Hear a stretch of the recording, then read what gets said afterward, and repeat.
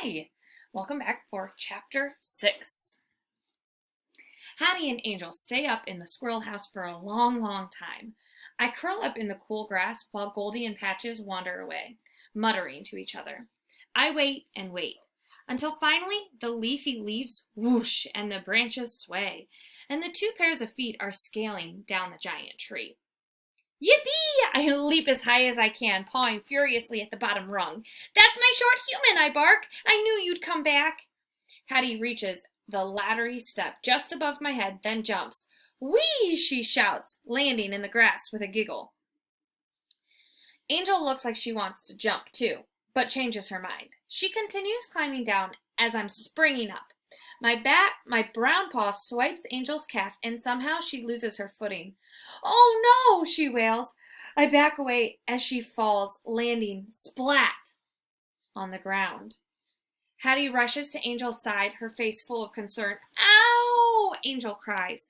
She rubs her bum, scowling at me. She gets to her feet and dusts off her clothes. All right, she says to Hattie. Hattie looks relieved.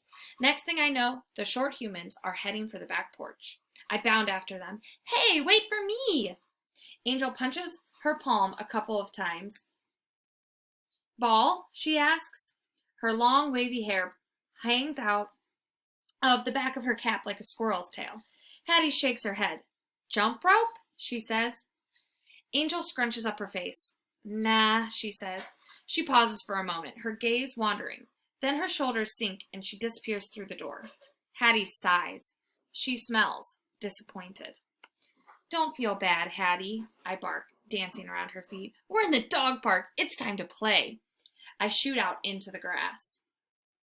But instead of chasing me, Hattie trudges right on by.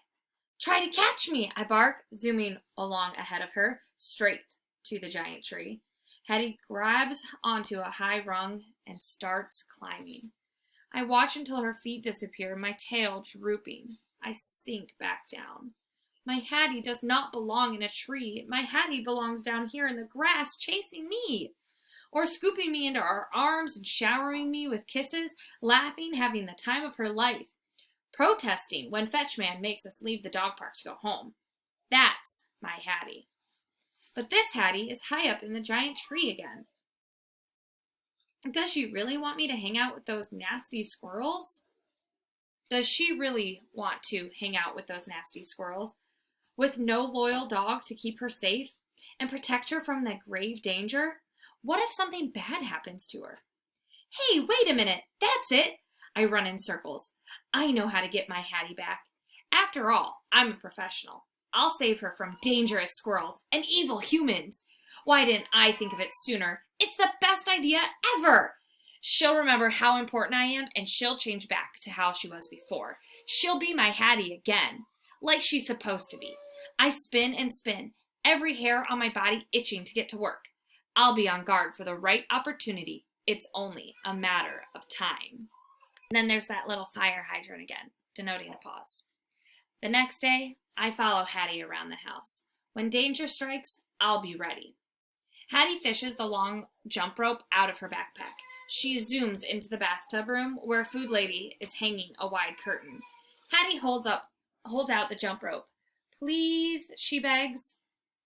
Food Lady sighs and shakes her head. Hattie's shoulders slump. We hop down the stairs. Fetchman is in the lounging place, banging on the wall. When Hattie calls out to him, he turns around. She shows him the jump rope. Please, she begs. Fetchman sighs too. He puts a hand on Hattie's shoulder, and he speaks to her in a gentle, hopeful voice. I catch one word. Angel? Hattie grimaces. She smells discouraged. I know how she feels. So far, nothing around here looks or smells the least bit dangerous.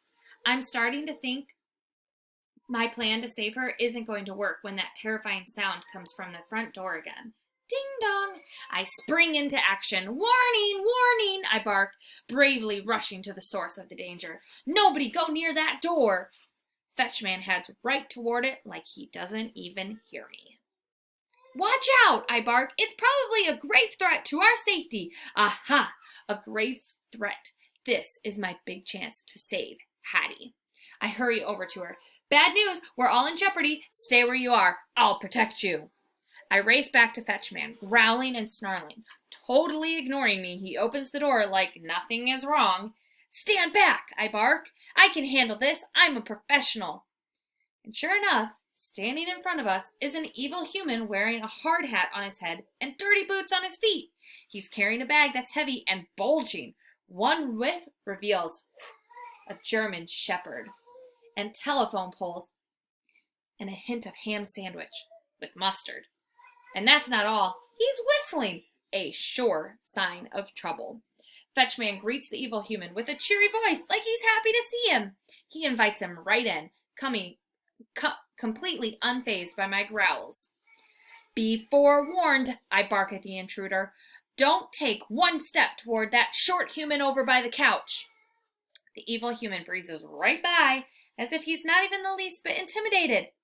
He strolls into the lounging place straight toward Hattie.